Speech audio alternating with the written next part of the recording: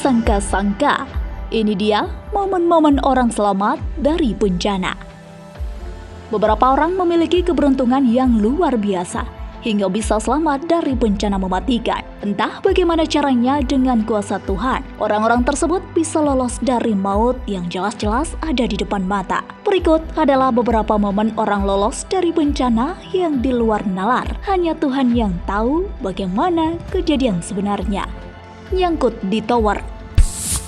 Kopral 1 Meaji baru-baru ini membagikan momen dramatisnya ketika bisa selamat dari bencana tsunami Aceh pada tahun 2004 silam. Di balik selamatnya ia sekarang, ternyata ada banyak pengalaman mengerikan yang dialaminya selama tsunami Aceh berlangsung. Meaji yang kala itu ditugaskan di sebuah pos di pinggir pantai menceritakan bagaimana detik-detik tsunami berlangsung hingga menghantam 12 anggota TNI yang berada di wilayah tersebut. Tidak ada yang selamat dari hantaman gelombang besar itu kecuali dirinya. Adapun yang membuat prajurit TNI itu selamat setelah terseret arus sejauh 15 km adalah karena dirinya tersangkut di tower stasiun TV TVRI. Meaji juga menceritakan bahwa saat ditemukan ia langsung dibawa ke rumah sakit karena kakinya mengalami luka mendalam, yaitu sedalam 25 cm.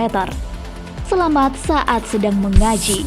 Belum lama ini di Indonesia dilanda gempa bumi yang mengguncang wilayah Cianjur dan sekitarnya. Tidak hanya menyebabkan kerusakan bangunan, gempa ini juga menyebabkan banyak nyawa menghilang. Namun, di balik kisah tragis bencana Cianjur, terdapat sebuah kisah mengharukan yang dialami oleh 3 orang santri yang akhirnya bisa selamat walaupun sempat tertimpa bangunan. Ketiga santri tersebut akhirnya dievakuasi oleh petugas setelah setengah jam bertahan di dalam timbunan material bangunan tempat mereka menuntut ilmu. Entah bagaimana caranya, ketiganya berhasil selamat meskipun tubuh mereka dihantam oleh runtuhan bangunan. Yang lebih menakjubkannya lagi adalah ketiganya masih dalam posisi sadarkan diri saat petugas berusaha melakukan evakuasi, berpelukan dengan anak.